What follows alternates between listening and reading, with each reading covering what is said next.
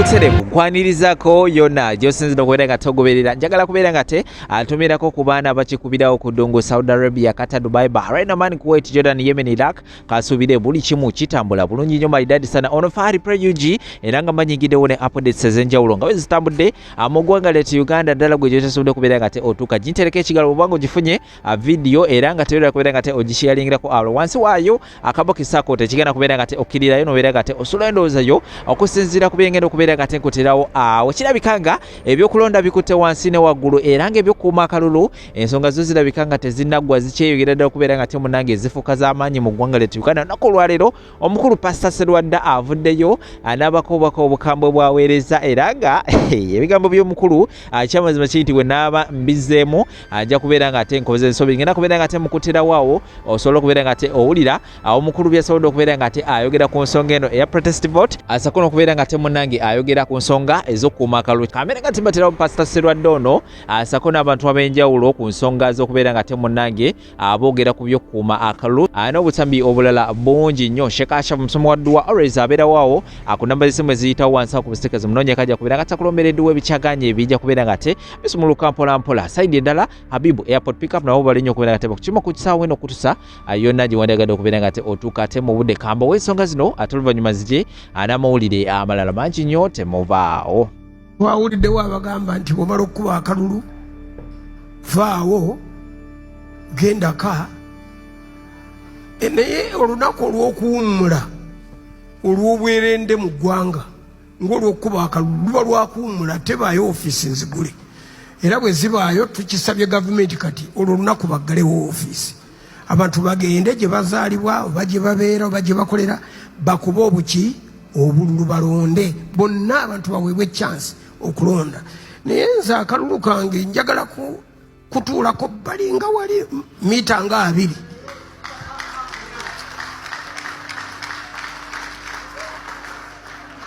nze mbadde sikuumangako kalulu mbadde neemagazamagaza ne mmala okakuba ne nzija wano nendaga ekigalo nga basiimye bataddeko ekikalaamu laba ink laba bwino naye ku olwo nyiza okutwala akatebe ka mwasajjute nenzira mu kimwanyi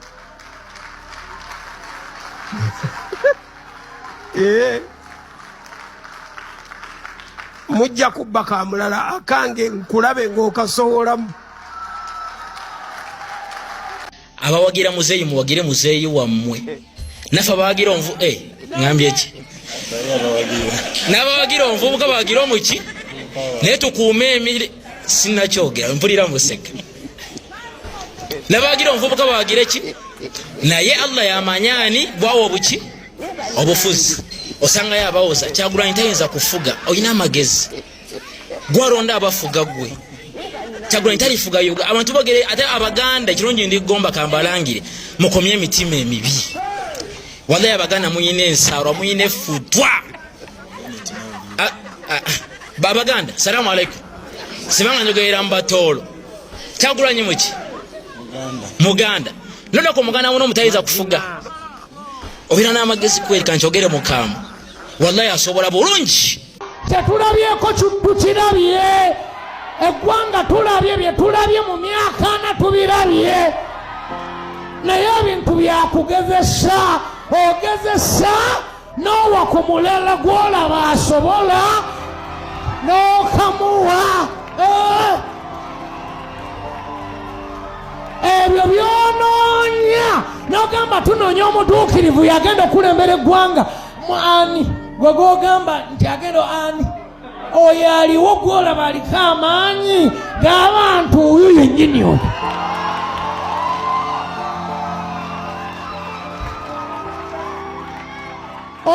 oyo gezesa oba oliawo bw'anajja anaakendeeza emisolo anaakendeeza mu bintu ebimu amalwaliro ganaabeeramu eddagala anaakuyamba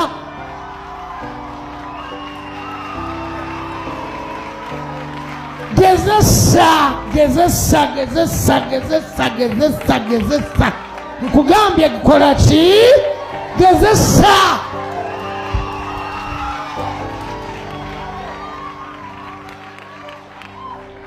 teriyo gwoyina gwe wasiba n'ogamba oyo ali awo oyo agenda kuva mu ggulu ajje nga bamusabise nti kati ono ayina no.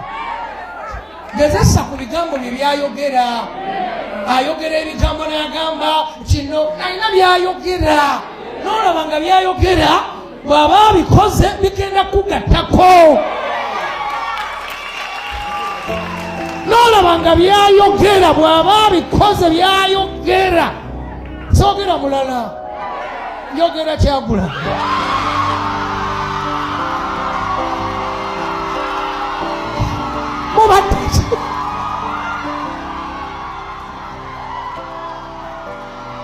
Uliriza tegamba.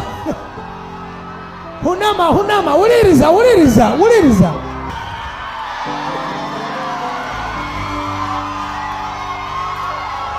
Peki uliriza. Olabye, kyolabye kukyanga okula. Tuli bakulu. Fe tuzaalibwa ku mulembe. Tukuze. Tetugezesangako mulala. Tunaamanya tutya obulungi obuli mu balala nga tulekawo kyekimu. Era nkusomesa nkugamba mu nsi muno totyanga kugezesa. Olabye kyolabye omukisa gwetaaga muntu mulala.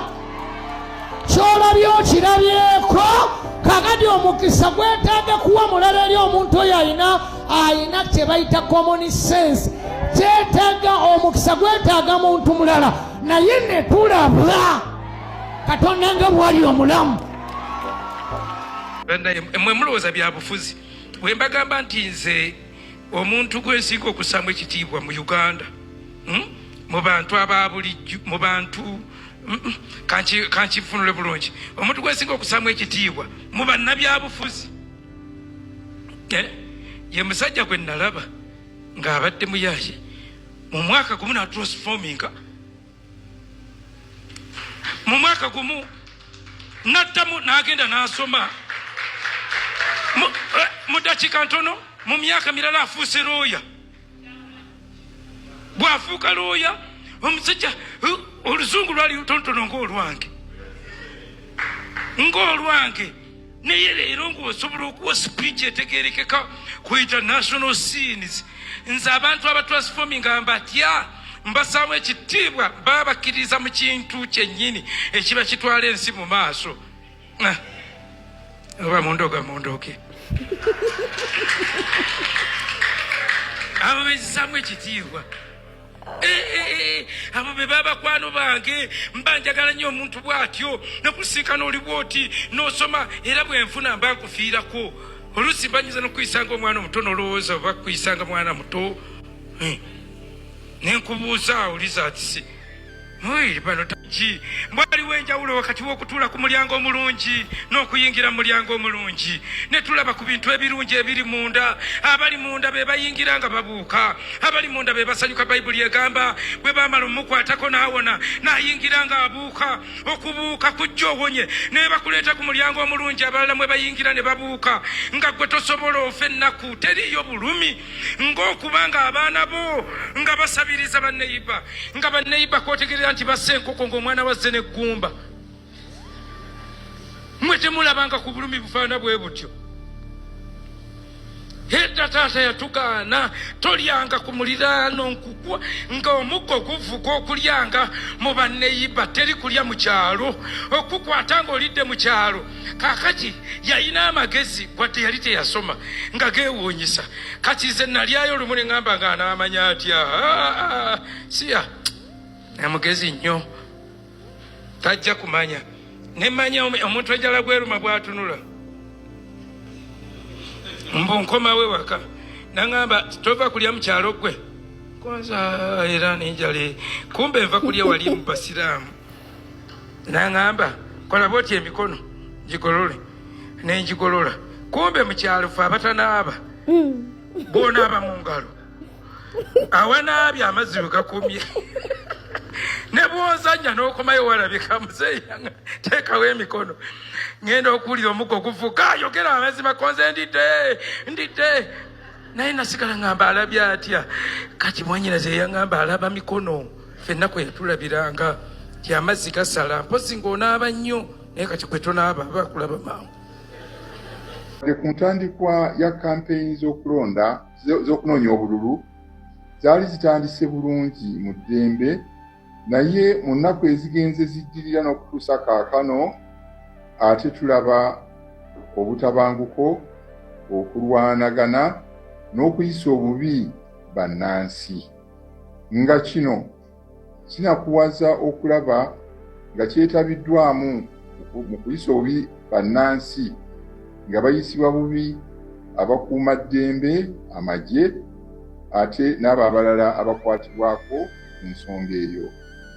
Bannayuganda mu mbeera eno balaba nga bayisiddwa bubi, naddala bwe tulaba nga okulumbagana eri abo abali mu ludda oluvuganya, bwe tulaba bannabyabufuzi abamu n'abali mu byambalo eby'amagye engeri gye bayisaamu abantu bano. Abantu bano abamu bayisiddwa bubi, balumiziddwa, ate ekyennaku waliwo n'abaggiddwa. Waliwo ebikoleddwa mu biseera ebitali bimu okuziyiza abalala abanoonya okulondebwa, abanoonya akalulu kadde kano, nga batangirwa baziyizibwa. Kino ne kireetawo embeera etali nnungi gye tulaba okugeza ereeta obukyayi mu Bannayuganda. Bannayuganda bakendeeza okwesiga kwabwe amagye oba ebitongole ebituyita ebikuumaddembe. Tukubiriza abantu abakwatibwako ku nsonga y'ebyokulonda, naddala akakiiko akakwasibwa okukola ku byokulonda, Electoral Commission, okulaga nti ddala be bakutte ekintu kino kiri mu mikono gyabwe era nga bakikola bulungi. Tukubiriza abakuumaddembe bakole ekyo ekibasuubiddwamu okukuuma Bannayuganda n'okukuuma obulungi ebintu byabwe. Bannamagye oba abakuumaddembe beewalire ddala obutabanguko oba okulumya, okukola ebikolwa ebirumya Bannayuganda, oluusi ebituusa okutta abalonzi. Ebikolwa eby'engeri eyo biterebula nnyo era bimenyaamenya demokulasiya gwe tuluubirira, gwe tukolerera. Tusuubira nti abo bonna abamenya amateeka ago agamanyiddwa obulungi babe nga bawozesebwa ate balagibwe, bajjukizibwe ekituufu ekyokukola. Abo abeetabye mu lwokaano lw'ebyokulondebwa nabo beeyise bulungi nga bagoberera amateeka n'empisa ennungi.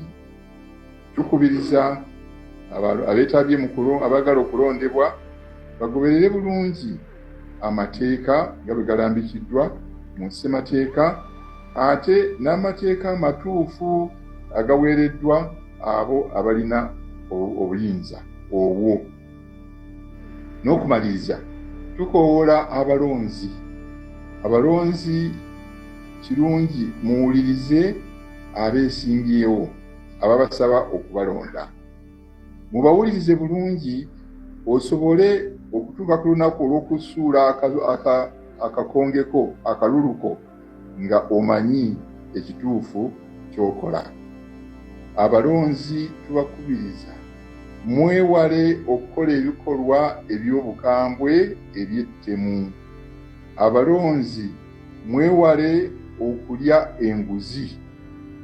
Abalonzi muwulirize ababasaba obululu, naye nga okusalawo kuleme kwesigama okugulirirwa oba okulya enguzi. Tusemba abo bonna abakola ebintu ebirungi. Tubakubiriza mwenna ng'olunaku olw'okulonda lutuuse, mugende mu kulonda, mugende mu bungi, large numbers, okusuula akalulu ko, ng'okasuula olonze oyo eyeesimbyewo omulungi omutuufu gw'oyagala. You see people like Bobby Wine and his foreign backers, the Europeans who back them, they are not very clever. They don't know Uganda. Maybe they don't also know Africa. I don't know the reasons for these ones withdrawing, but some of those who have withdrawn, the main reason was that the opposition, especially not all opposition, part of FDC and NUP, their plans are very evil, planning very bad things, riots, killing people, doing what. So some of these candidates who withdrew say, we joined you, we thought it was politics, we didn't know you were criminals, so they pulled out. That's one of the reasons. I don't know whether they have said so, but they have told me, some of them have told me, that they cannot associate themselves with betrayal, because these are really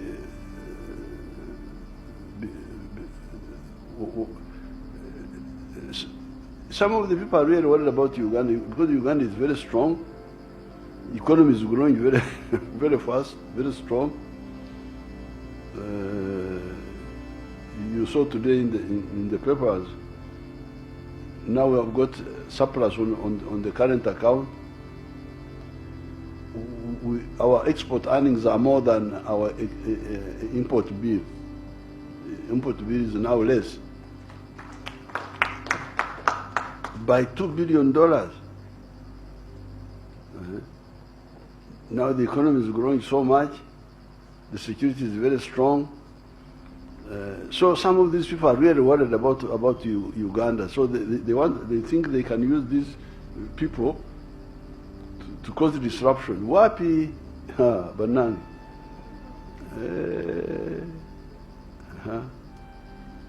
Anagazako. We are not going to have it. That game is finished. They should go and do it in other countries, but not here. So I congratulate you, Mkurukeyo banange bazukulu, Mkurukeyo jembade, tubaniriza wano mnyumba yamwe ey'obujajja. Tetusaba b'ebyokwerinda tebakkiriza muntu yenna kusigala ku polling station abafe mu ddeeka n'ababe baddeeka bw'aba tayagala kukola fujjo kukangakanga bantu lwaki takkiriza abamaze okumuwa akalulu ne baddeeka naye yabakaka mugende wali nabe byokwerinda tubasaba temukkiriza kavuyo konna kubeera ku polling station akaluba kabale bulungi balinawo babayita batya ba agency baabwe bw'oba tokkiriziganyiza na bivuddemu tosayininga then bagende mu kooti. Munnaffe Robert Kyagulanyi Ssentamu yatwala President Museveni mu kooti ng'akaluka wedde naye bwe yatuuka omusango n'agugjamu enta mu kooti n'addukayo. Ensonga yali emu, bw'ogenda n'otunuulira mwe bannamawulire mugende mukebere abaali beesimbyewo President Museveni yafuna obululu miliyoni 6.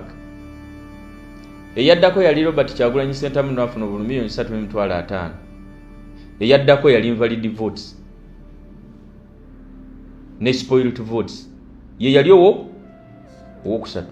Bannayuganda basiru nnyo nti be batta obululu. Twagenda okukebera nga obululu kubanga bwe yatutwala mu kooti ne tuddayo ne twetegereza obululu bwaffe na buli kimu kyonna. Twagenda okukebera ng'obululu obusinga okuba obungi bu invalid votes ate bwa President Museveni. Si bwa NUP, si bwa FDC, naye omuntu bwe yatiikinganga akaluluke akatiiki ne kayitamu ne kagenda waggulu olw'okubanga abali ku polling station abalemeddewo bangi ba NUP nga bakuba enduulu kafu kakati nga kireetera okutiisa ono ali mu kubala akalulu nagamba wayi sirina sirina gafa ebyo nno ebwo abalungi abatuwuliriza era abatulaba olunaku olwaleero tukyaddeko ewa Sheikh Ashraf Dembe. Sebo nsanyusa okubalaba. Amannya agange nze Sheikh Ashraf Dembe akola ku bizibu by'enjawulo. Omuntu singa aba alina ebirwadde musomereddwa tumuwa amazzi ga lukuya nga bw'obadde ogalaba tugenda abantu ku kyoto ne twokya emizimu emibi egibabaamu n'okulomba edduwa abantu singa abeera ng'ali wano atuuse sobola okumulombera edduwa ne waba atatuuse nga mpadde amannya ge naye ng'ali wala neetaase ennamba yange yeeno eri 0707763711 nammwe bannyinaffe abali ebweru oyagala okuba nti oyagala okulombera ku dduwa ng'olina ebizibu viza zibuze amaka gakolongotana sente zikola zimpita mu ngalo ojja kumpeereza ekifaananyi kyo n'amannya go ebyo byokka bijja kummala nja kukulombera edduwa ojja kutereera olunaku olusembayo mu mwezi mba n'edduwa eyawamu ffenna n'abalwadde bange abakadde n'abapya. Salaamu alaikum warahmatullahi wabarakatuh.